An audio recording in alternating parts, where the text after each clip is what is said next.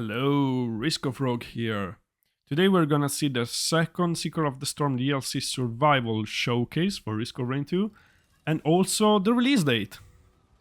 So the new survivor is actually a returning survival from Risk of Rain 1 and it's a survivor that has been requested for a long time. It's Chef. And the gameplay looks really fun. Way better than the Seeker, so I'm really happy about it. I just have a minor concern. We'll see it soon. First, the look is like amazing. It's a walking meme, and that's already really amazing. With that said, let's see his abilities. The first one is Chop Chop Chop, as we can see, or Dicing, that just throws pretty much some cleaves or knives, whatever you want to call them. They're gonna cut enemies, they're gonna float around for a bit, and then they're gonna come back. And they're gonna hit the enemies twice, which makes it really great if you have an own it build, because, you know, triggering on it builds twice, it's always great. And that's literally just a start. It's already a great ability, way better than the one of the Seeker. Subscribe for more news, gameplays, mods, and guides about Risk of Rain 2 and other roguelikes. Then for some reason they show literally the ultimate instantly, which is a bit confusing to me because they didn't really show it in order, in like normal order. And honestly, I am disappointed with the ult. I know that is simply the same thing he had in Risk of Rain 1 and it makes sense with his team and whatever, but his main ultimate is the most useless ultimate in the whole game, pretty much. Which kinda makes me sad.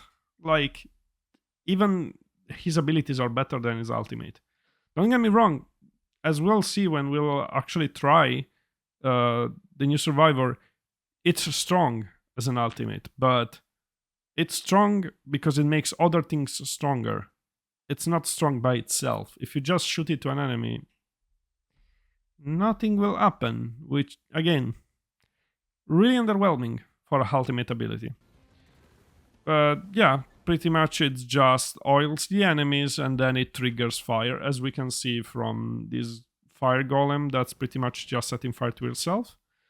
So, again, underwhelming, and also it needs a specific trigger, which is fire. If we like freeze it, nothing will happen.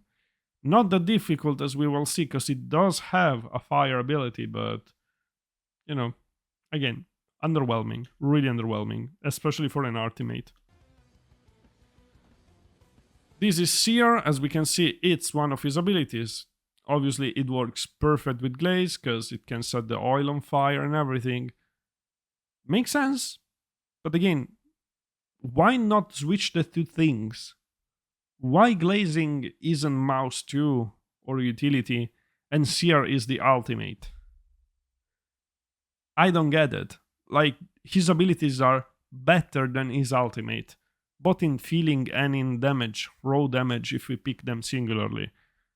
His ultimate, it's like at an utility level, maybe even worse. Again, really underwhelming. The rest of the character is amazing too. As we can see, there is Chef Kiss here, which is his ability. And I don't remember exactly how it works because I really saw a quick social post about it. Again, we'll test all of this when the DLC is released. But pretty much, if we do a decent combo on an enemy, I think it was glazing plus another two things. The enemy, when it dies, it releases a health pack that pretty much heals you. Should be a prepared food. It always looks like a bottle of wine, of milk for some reason. So I'm pretty confused. See, it turns out into this. I don't know if it's like salt, if it's a glass bottle of milk. But I don't get why killing an enemy will transform into that instead of like into, I don't know, a dish with a chicken or something, or a steak. Like, why would that be the result of the chef work? It's just a glass bottle. Or again, a salt thingy or whatever. It really doesn't make sense. I'm really confused about the look of this passive. I really hope there will be a mod to change it. Then there is roll, that's pretty much just rolling into enemies. I don't know, again, it's probably on theme with his discovering one character, but we already have this ability for multi. Why not giving him a different ability? Why do we have to have the same ability on two different characters? Confused. I'm just confused about this. I don't know. And then we have Chef, which is an ultimate that goes into upgrading all of Chef's skills. As we can see here, when it throws his auto attack, not only they pretty much auto aim to every enemy, and then they come back at him, and it throws even way more than usual of those cleaves. So that's really great. But again, underwhelming. Like, the Seeker feels like a real character that's badly thought. This one looks like a mod character that is well thought. Both characters do not feel like they are well thought official characters, which kind of confuses me. Like, really, this chef, aside from the model, which is absolutely amazing, looks like what a modder will do without adding anything new. And as for the Seeker, it looks like something a company will do, but it doesn't really make sense, as I explained in that video. And if you guys are curious about it, I suggest that you go see it about the Seeker, but yeah. And plus here there is another enemy, just to see one extra thing.